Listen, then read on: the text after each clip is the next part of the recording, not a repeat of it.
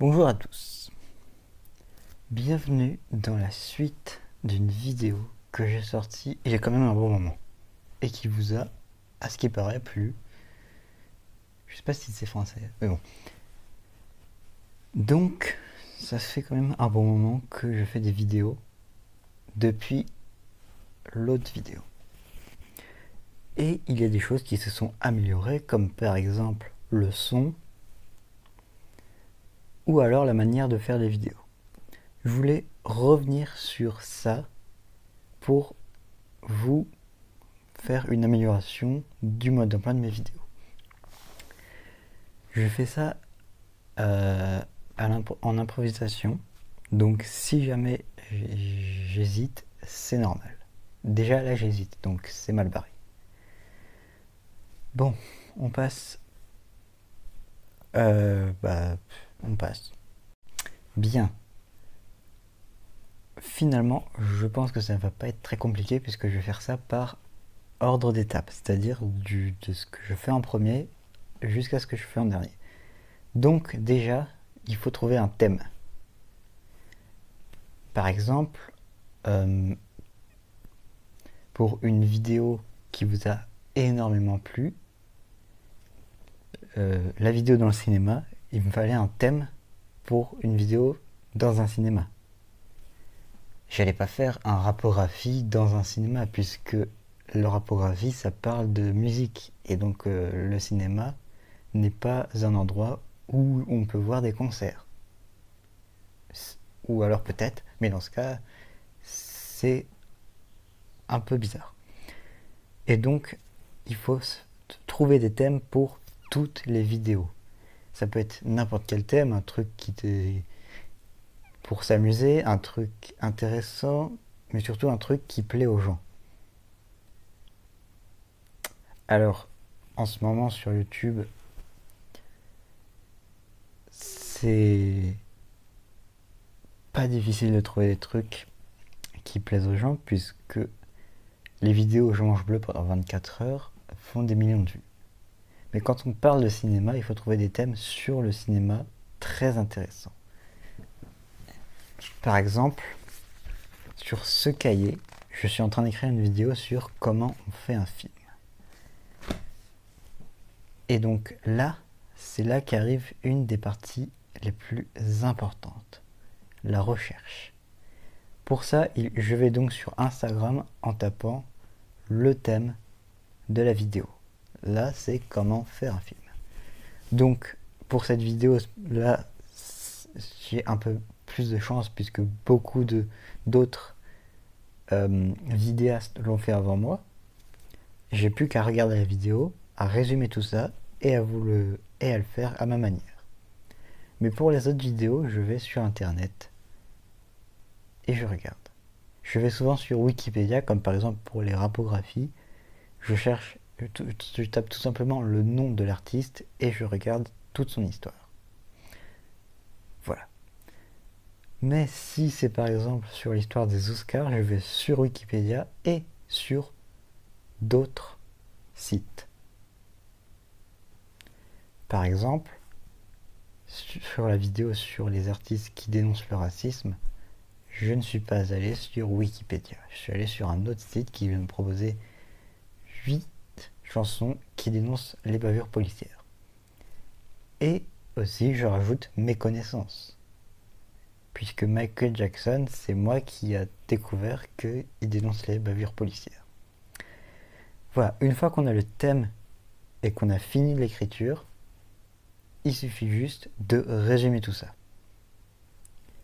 Sauf que moi je ne fais pas ça parce que sinon ça donne un truc un peu nul. Donc ce que je fais c'est que là c'est en notes mais souvent j'écris un texte. Et dans les textes il y a des ponctuations, donc il y a des virgules, des points, des deux points, des points de suspension, des points d'exclamation, etc. Ce que je fais c'est que à chaque point je fais un crochet pour dire de couper la vidéo. Et ensuite, quand j'ai fini l'écriture, je prends des surligneurs et je surligne les coupures en jaune, les dates et le nom des personnages en une autre couleur. Et par exemple, si je veux parler d'un artiste, je surligne les albums, le nom des albums en une autre couleur pour que je sache ce que je dois mettre comme image. Une fois que c'est fait, il manque un truc. Parce que là c'est un peu normal s'il n'y a rien, mais normalement, par exemple, dans la vidéo des Oscars, il y a des extraits des nominations aux Oscars, et pour ça, il faut des extraits. Et pour ça, ce que je fais, c'est que je mets une coupure, et entre parenthèses, je mets le nom de la vidéo que je veux. Et cette parenthèse, je la surligne pour bien y penser. Voilà. Une fois qu'on a fait tout ça, place au tournage. Voilà, donc le tournage, c'est ce qu'il y a de plus important. Parce que il faut trouver une bonne tenue, donc des bons habits, parce que si vous mettez un t-shirt troué, une casquette déchirée et un vieux pantalon, ça va pas plaire. Là, dans ces cas-là, j'ai mis ces habits-là, mais c'était parce que avant j'étais quelque part. Et donc, j'ai mis ça comme ça. Mais sinon, je mets par exemple des habits en rapport avec le thème. Donc, il faut la tenue. Il faut aussi sa posture. Donc là, par exemple, je suis assis, mais ça peut être debout. Ça peut être... ça, je pense pas que beaucoup le font, mais ça peut être allongé. Ça peut être, je sais pas, moi, assis et la caméra est très éloignée pour qu'on voit bien en évidence le décor. Et justement, c'est une parfaite transition parce que le décor, c'est un des trucs les plus importants. Le décor, c'est ce qui vous définit. Par exemple, là, on voit très bien que sur cette étagère, il y a des mangas, des mangas, des DVD, des livres sur le cinéma. Et en dessous, ça se voit pas, mais il y a des jeux de société. Et là, il y a deux posters avec en dessous une étagère avec des figurines pop. Et là, il y a des DVD. Et là, des figurines. Et le décor, en fait, c'est votre univers à vous. Donc, moi, j'ai plusieurs décors. Parce que j'ai plusieurs endroits où tourner. J'ai ici, qui est sur mon lit. Et j'ai là, juste devant, avec mon bureau. Et quand je suis sur mon bureau, j'ai ceci. Une télécommande. Mais cette télécommande, ce n'est pas n'importe laquelle. Puisque cette télécommande, elle va allumer des LED. Et les LED, ça permet une ambiance posée. Par exemple, si je veux parler d'un truc assez sérieux, si je veux parler par exemple du Joker, je mets les LED en rouge. Si je veux parler, je sais pas moi, de la nature, je mets en vert. Si je veux parler des trucs aquatiques, en bleu. Si je veux parler de l'hiver, en blanc. Et si je veux parler de rien, j'éteins. Et là, vous voyez, c'est assez déprimant comme ambiance. Donc ce que je fais, c'est que j'essaye qu'on me voit bien. Et pour qu'on me voit bien, il faut donc éclairer. Là, il n'y a rien qu'à allumer. Mais si je fais ça, là, bon là il y a un rayon, mais voilà. Là, et ça a tout de suite un peu de vie. Et dans le cas où je tourne sur mon bureau, j'allume ma lampe de bureau et ma lampe et une autre lampe. Et les LED. Et je dirige tout ça vers mon visage. Là, vous ne voyez pas, mais il y a la lampe qui est ici. J'essaye de la cacher au maximum pour justement pas que vous la voyez dans mon visage. Bon, je vais éteindre parce qu'il y a le rayon. Mais sinon, voilà. Hop.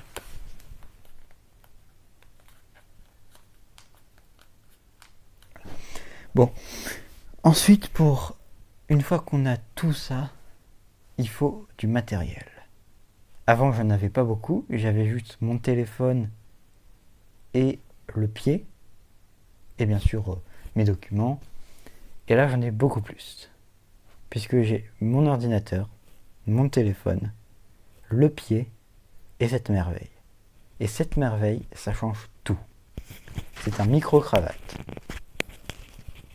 Parce que ça amplifie la voix. Parce que c'est un micro. Un micro, quand vous voyez un artiste chanter avec un micro, il n'a pas la même intensité de son que quand il parle normalement. Et bien là, c'est pareil. Parce que si vous comparez cette vidéo avec la première vidéo de demande d'emploi, vous verrez qu'on entend beaucoup plus ici. Alors que pourtant, sur les autres vidéos avant que j'ai le micro-cravate, j'essayais de parler fort. Mais c'était pas évident puisque je n'habite pas seul. Donc voilà, une fois qu'on a tout ça, on tourne la vidéo, on coupe au bon moment, etc. On essaye de pas trop faire d'hésitation parce que, bon, moi j'en fais, mais j'en fais de moins en moins. Mais s'il y a des hésitations, pour vous, comment ça s'appelle? Voilà, par exemple, là j'hésite. Putain. Bon. Pour les viewers, c'est extrêmement saoulant parce que tu regardes une vidéo qui. Si tu regardes par exemple une vidéo qui t'intéresse et t'es à fond dedans et qu'au bout d'un moment, ton youtubeur il s'arrête et il hésite, ça te gâche tout. Bah, tout. Voilà. Et donc, pour ça, c'est pas facile. Parce que c'est comme au cinéma, tu dois faire plusieurs reprises. Et il faut trouver la bonne quand tu fais le montage. Et justement, en parlant de montage, une fois que tu as fait le tournage, tu fais évidemment le montage et toute la post-production. C'est très simple pour le montage, vu que tu as tourné tes vidéos dans l'ordre que tu voulais et que tu les as coupées au bon moment et que tu as entre autres supprimé toutes les vidéos qui sont inutiles, tu n'as plus qu'à les coller. Et pour ça, il y a des logiciels sur tout. Enfin, sur ordinateur et téléphone. Sur ordinateur, il y a Final Cut Pro, Movie Maker, iMovie, etc., etc. Et sur téléphone, il y a un logiciel qui s'appelle YouCut. Je vous en avais déjà parlé sur l'autre vidéo. YouCut, c'est un logiciel de montage avec tout. Donc tu as le montage des vidéos, tu peux mettre des photos, tu peux mettre des stickers, tu peux mettre de la musique, tu peux couper où tu veux, augmenter le son, baisser le son, mettre des filtres, etc. Et tu as ta vidéo. Et donc moi je l'utilise toujours. Donc une fois que tu as fait tes collages et tout, tu traites le traitement. C'est-à-dire que c'est comme si tu envoyais un message, c'est-à-dire que tu as écrit ton message, tu appuies sur la flèche, il est envoyé. Sauf que là, si tu appuies sur la flèche, ça va te mettre toute la vidéo, toutes les parties de ta vidéo en dessous et ce que tu verras au-dessus. Et donc là, c'est là que c'est le plus dur. Parce que tu dois faire le montage. C'est-à-dire que tu dois couper les moments où tu coupes la vidéo, tu dois augmenter le son, parce que si tu augmentes le son, ça fait ça que sur une vidéo, et donc tu dois faire ça sur toutes les vidéos. Tu dois faire l'introduction. Si par exemple c'est une vidéo comme celle-là, tu dois marquer le nom des parties, mettre les images, les extraits, etc. Et ça peut prendre beaucoup de temps.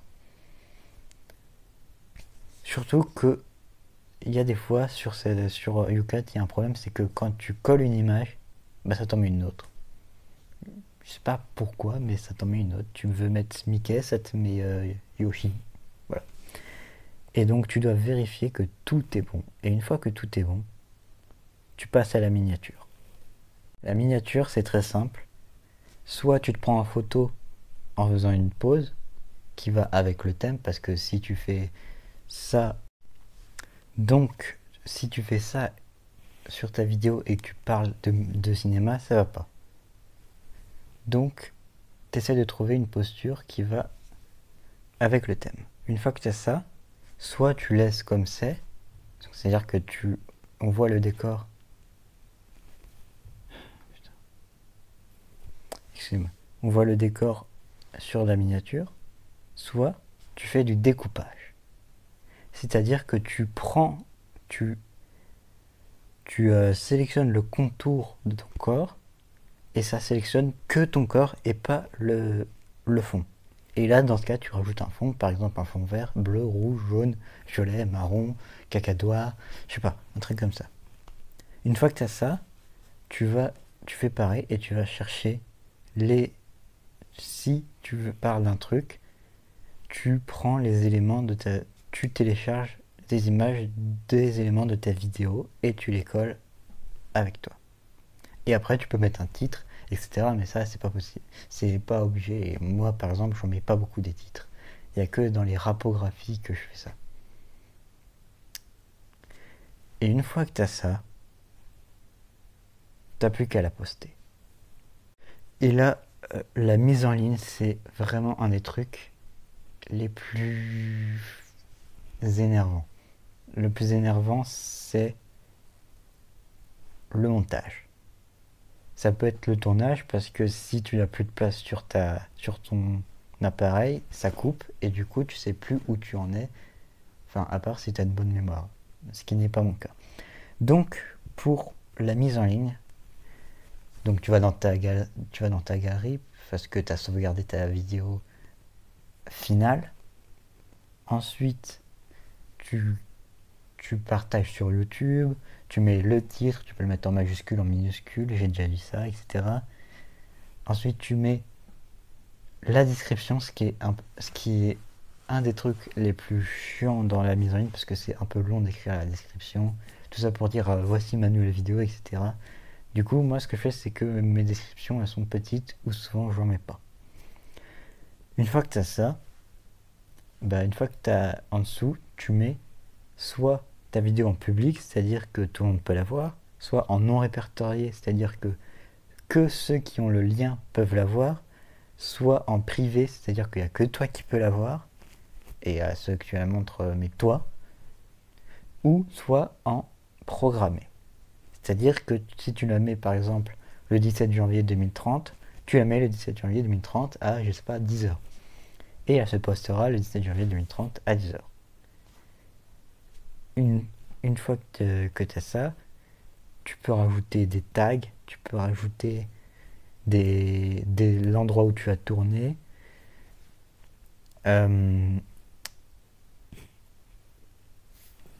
Et tu peux le rajouter dans une playlist. Mais pour ça, il faut qu'elle soit déjà faite avant.